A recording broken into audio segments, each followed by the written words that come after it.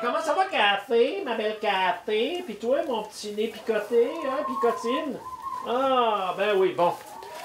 Elle, la 62, est toujours gênée. Elle est plus timide. Hein, c'est comme les êtres humains, hein, les animaux. Il y en a qui sont plus timides, d'autres qui sont plus extrovertis.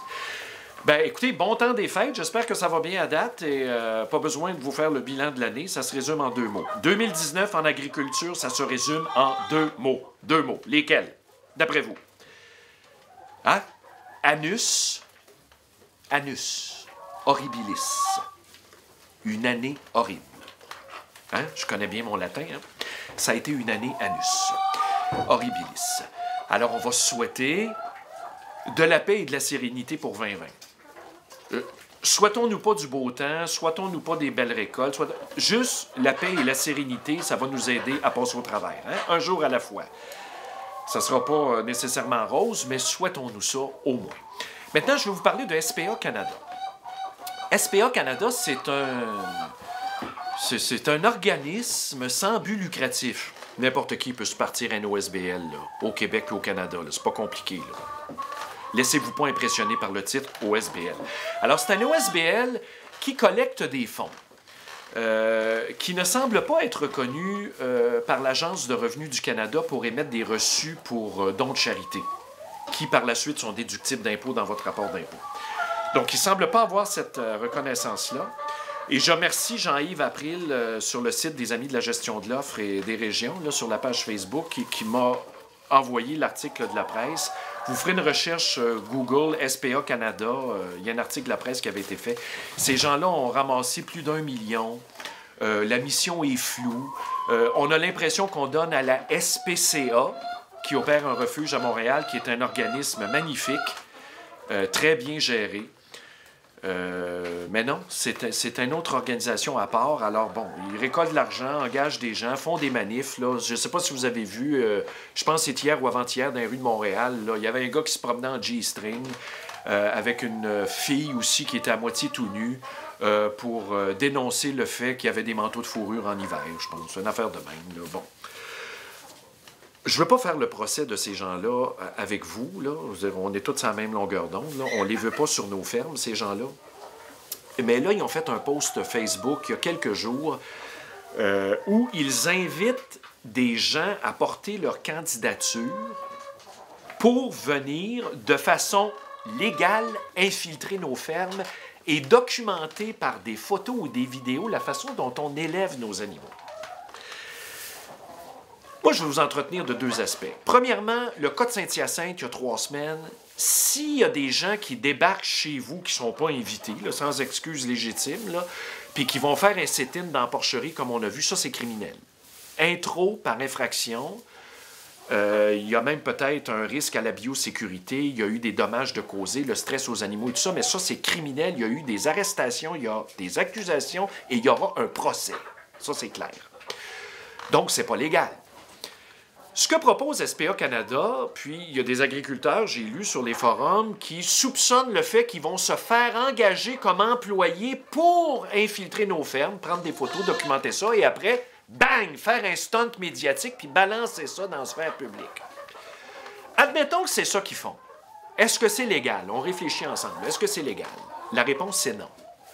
Quand tu engages un employé à ta ferme, le premier devoir de l'employé dans l'organisation du travail au Canada, là, dans nos lois, ben, c'est le devoir de loyauté envers le patron puis envers l'entreprise. Si tu veux venir te faire engager dans une entreprise pour la dénoncer et y faire du tort, ça, c'est pas légal. C'est pas légal, ça contrevient aux dispositions de nos règles de droit civil ici dans la société. Alors, si ça arrivait, admettons que quelqu'un débarque chez vous, vous l'engagez de bonne foi, puis là, il commence à chercher des poux. Tu sais, vous savez, quand tu cherches des poux, des fois, t'en trouves. Mais c'est tout et dans la façon et dans le contexte que l'information est présentée par la suite, là. Tu sais, je veux dire, moi, là, on peut venir ici, là, puis je suis dû, admettons, pour ajouter de la paille, parce que moi, je procède par étage, là, pour la litière. Ici, je rajoute de la paille, puis après un certain temps, bien, je vide tout ça. Mais si on arrive un matin, puis la vache, elle a déféqué, puis l'autre vache, puis là, je suis dû pour rajouter de la paille, évidemment, comme on fait. ben, la photo peut être prise puis donner une mauvaise impression, comprenez-vous?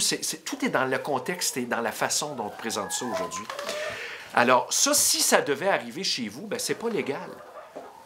Tout ce que SPA Canada propose de faire, ce n'est pas légal parce que ces gens-là s'exposent à des poursuites en responsabilité civile qui pourraient s'élever à des gros bidous, là.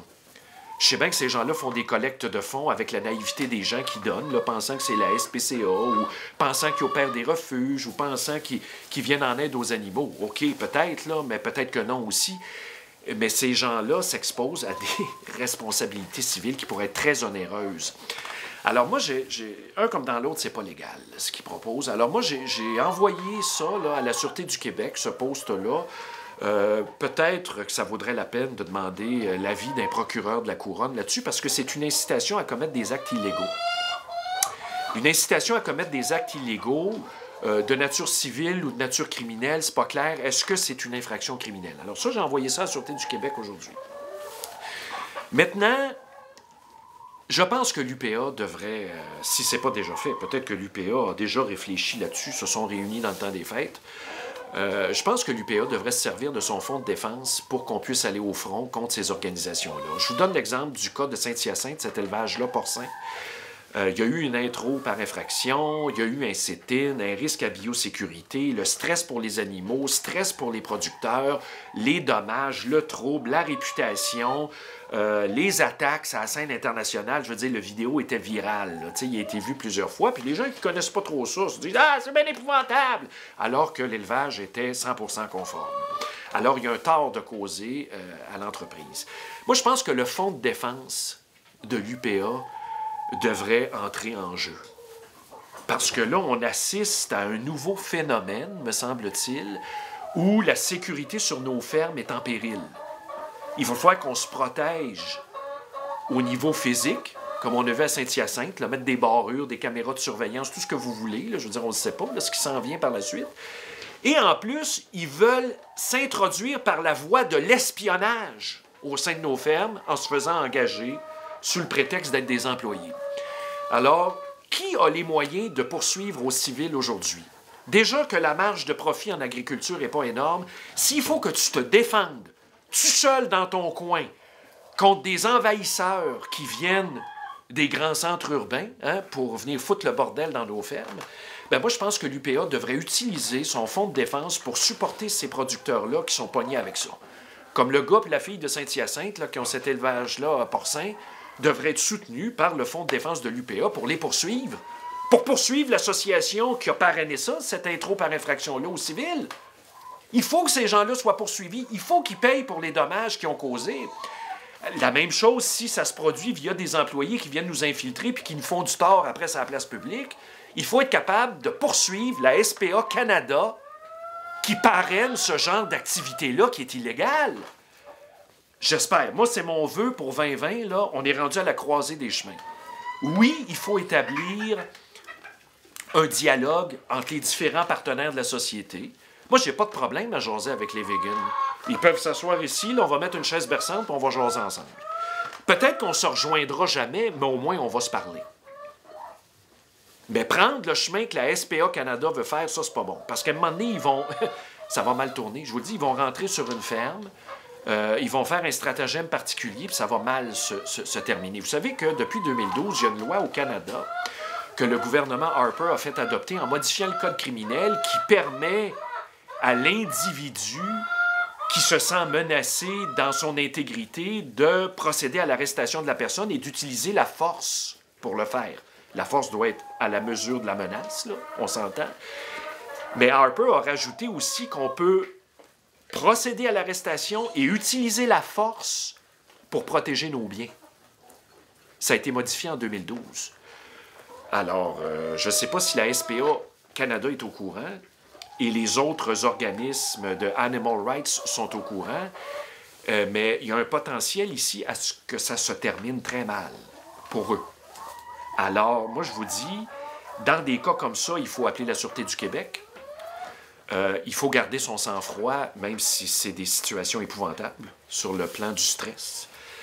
Et oui, il y a un potentiel que ça dégénère. Alors moi, j'espère qu'il y a un dialogue qui va s'ouvrir entre les partis.